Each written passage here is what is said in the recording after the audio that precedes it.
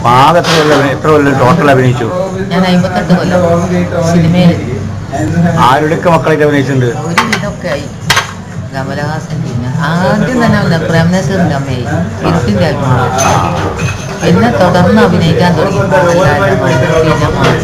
എല്ലാവരും ഗണേശൻ, കമലഹാസൻ്റെ അമ്മ, ചാണക്യൻ, കമലഹാസൻ്റെ അമ്മ. കമലഹാസനൊക്കെ ബന്ധപ്പെട്ട സഹായം കിട്ടൂലേ? എനിക്ക് ഞാൻ ഇതുവരെ പറയാൻ പോയില്ല.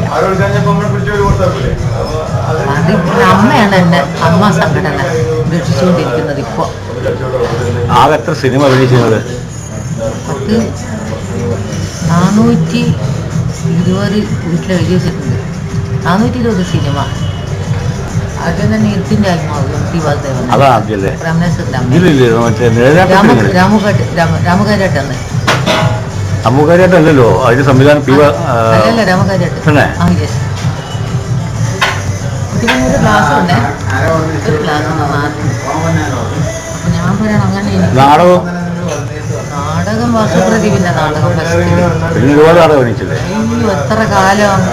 പിന്നെ KT മുഹമ്മദ് കൂടെ കുറേ ഉണ്ട്. എന്തായിട്ടുണ്ടായും ഈ മനോവിഷമവും സാമ്പത്തികവും വളരെ ഞാൻ അനുഭവിക്കുന്നത്. ഇപ്പോൾ നമ്മൾ നടി എന്നുള്ള നിലയ്ക്ക് എല്ലാവരോടും ഇങ്ങനെ ധരിച്ചിന് പറയാൻ പറ്റുമോ? അതുമില്ലല്ലോ. അപ്പൊ നിങ്ങളെ പോലെ കണ്ടറിയുന്ന ആളുകൾ ഈ വിഷമങ്ങൾ അറിയാം. ഓ യെസ്, അറിയാൻ പറഞ്ഞ കാര്യമില്ലല്ലോ. കോഴിക്കോട്ട് അധികം ആളൊന്നും ഇല്ലല്ലോ. അങ്ങനെയൊക്കെയല്ലേ പഴയ ആൾക്കാരൊക്കെ.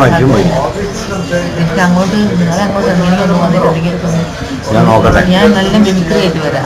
മിമിക്രി ട്രൂപ്പ് ഉണ്ട്. ആ, അത് 3-4 ആള് വരെ. ആ, നല്ല നല്ല സാധനങ്ങൾ ഞാൻ ഉണ്ടാക്കിയിട്ടുണ്ട്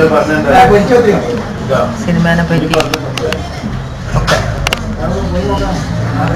പിന്നെ ഞാൻ എല്ലാത്തിലും വലുത് ഫെയ്റ്റ്, അതിലാണ് ഞാൻ വിശ്വസിക്കുന്നത്. ഫെയ്റ്റ്, നമ്മളെ വിധി, അതിലാണ് ഞാൻ.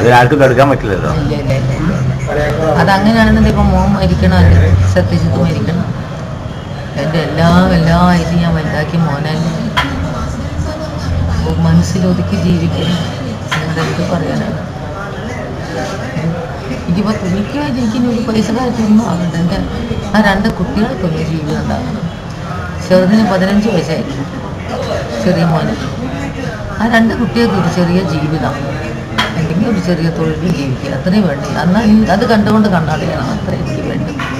വേറൊന്നും വേണ്ട. എനിക്കായതിന് എന്ത് സുഖത്തിനും പ്രായമായി. ദുഃഖം മാത്രമേ ദൈവം ഇതുവരെ തന്നിട്ടുള്ളൂ. പിന്നെ എന്താ, കലാരംഗം മാത്രം എന്നെ ഉയർന്നു. കലാരംഗം കൊണ്ട് ഞാനിന്നും സന്തോഷപ്പെട്ടു. ഇന്നും ഈ രംഗത്ത് നിൽക്കുന്നില്ല.